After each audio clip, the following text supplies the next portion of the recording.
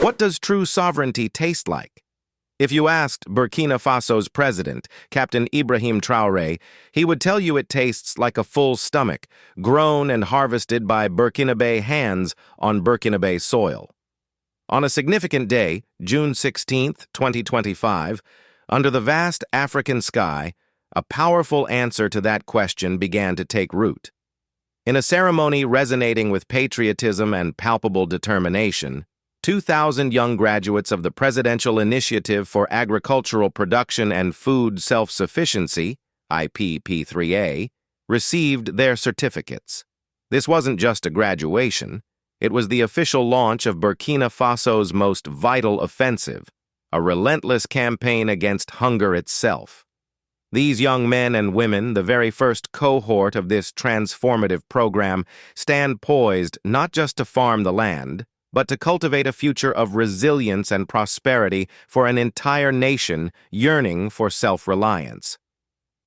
The IPP3A is far more than just an agricultural training scheme. It is the bedrock of President Traoré's vision for Burkina Faso's future. His conviction is stark and uncompromising. We cannot be sovereign if we are hungry. This simple, profound statement cuts to the heart of the nation's challenges. For President Traoré, the specter of food insecurity isn't merely an economic or social issue. It is the fundamental barrier to national dignity and true independence. How can a people claim control over their destiny when their most basic need, sustenance, depends on the vagaries of international markets or the goodwill of others? The IPP3A is the direct counterstrike, a strategic initiative designed to shatter this dependency and place the power of nourishment firmly back into Burkinabe hands. This initiative operates alongside the crucial efforts to reclaim national territory, recognizing that security and food sovereignty are inextricably linked pillars of a stable, independent Burkina Faso. The gravity of this mission was powerfully underscored through the words of State Minister of Agriculture, Animal and Fisheries Resources, Ismaël Sombié, delivering the president's message. "There is no dignity for a man who cannot feed his family," he declared, echoing the president's core philosophy. This sentiment struck a deep chord, highlighting the intensely personal dimension of the national struggle. Hunger isn't just a statistic, it's the daily humiliation of a parent unable to provide. Minister Sombié's words crystallized the urgency driving this agricultural revolution. The IPP3A isn't abstract policy. It's a lifeline designed to empower Burkina Faso to achieve a fundamental goal: produce what we consume. This shift from import reliance to domestic sufficiency is framed as nothing less than an act of national assertion and dignity restoration, fiercely championed by the program's beneficiaries who see in it the key to their own and their nation's future. Who are these pioneers stepping onto the front lines of this food sovereignty battle? They are young Burkinabe aged 18 to 40, hailing from 80 diverse communes across the country. Their journey to graduation was rigorous and transformative. They endured 3 months of intensive, hands-on agricultural training, immersing themselves in the science and art of feeding a nation. Modules covered the critical spectrum of Burkina Faso's agricultural needs, mastering the cultivation of staple cereals, nurturing fruit trees, arboriculture, efficiently growing vegetables, market gardening, and crucially, the principles of agricultural entrepreneurship, understanding how to turn their toil into sustainable, profitable businesses. But their preparation went beyond technical skills. An additional 3 weeks were dedicated to patriotic immersion, forging a deep sense of national purpose and shared responsibility. This holistic approach recognizes that rebuilding a nation requires both skilled hands and committed hearts. Crucially, the IPP3A represents a decisive break from past shortcomings where well-intentioned programs often fizzled out due to a lack of post-training support. This initiative is built on concrete, actionable backing. Every single graduate walked away with more than just a certificate. They received a tangible installation kit. the essential tools and inputs needed to immediately put their training into practice. Furthermore, demonstrating a profound commitment to enabling year-round production and overcoming the challenges of climate variability, the program has developed 12.5 hectares of land in the graduates' home localities. Critically, these plots are equipped with boreholes, ensuring access to vital water irrigation regardless of the season. This infrastructure investment is a game-changer, moving farming from a rain-fed gamble to a reliable, productive enterprise. Inausa Ouedraogo, the technical coordinator of the IPP3A, emphasized the deliberate strategy behind this comprehensive support package. We wanted this broad package to allow them to try everything and make a choice upon graduation, he explained. This approach ensures the graduates aren't just theoretically knowledgeable, but have practical experience across multiple agricultural domains. It empowers them to identify their strengths and passions, choose their specific path within the agricultural sector, whether focusing on grains, fruits, vegetables, or integrating them all, and step confidently onto their allocated land, equipped and ready to produce. The aim is to ensure the knowledge gained translates directly and rapidly into tangible results, food on tables and income in pockets.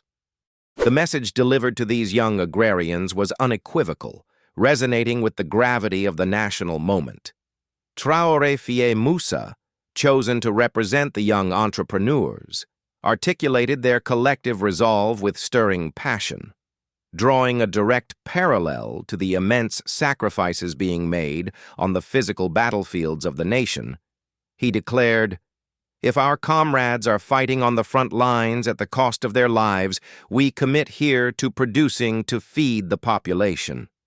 This powerful statement frames their agricultural labor as an equally vital form of national service. It's a commitment to sustain the fighters and the nation they defend, recognizing that an army, and indeed a populace, cannot fight or build on empty stomachs. Theirs is a pledge to become the nation's vital rear guard, the providers of its most essential fuel. This spirit of shared sacrifice and unwavering dedication seamlessly aligned with the core message from President Traoré, delivered once more by Minister Sombié. Cutting through any potential complacency, the minister issued a stark and challenging call. There is no room for lazy youth today. This direct exhortation left no ambiguity about the expectations placed upon this generation. The times demand action, diligence, and excellence. The minister urged the graduates to cast off the crippling burdens of laziness, incompetence, and betrayal, forces that have historically hindered progress. Instead, they are called upon to embrace their role as the driving engine of Burkina Faso's agricultural revolution. The ultimate objective is crystal clear and profoundly humanitarian, to guarantee that every Burkinabe can eat their fill. This isn't just about national statistics. It's about eradicating the gnawing pain of hunger from every household in the land. The 2,000 young men and women who stood proudly on June 16th are more than just graduates. They are the vanguard. They represent the first wave of an ambitious plan to train 8,000 young farmers in 2025 alone. Their graduation marks a significant milestone on the arduous but essential path towards a self-sufficient Burkina Faso. As coordinator Ouedraogo rightly reminded them in his parting words, the ceremony wasn't a finish line, but a starting gate. "Training is not an end, it's a beginning," he stated emphatically. "Know, therefore, that the real work begins now." This crucial perspective reframes the event. The diplomas aren't trophies for completion, but licenses to commence the most critical mission of their lives, the mission of feeding their nation.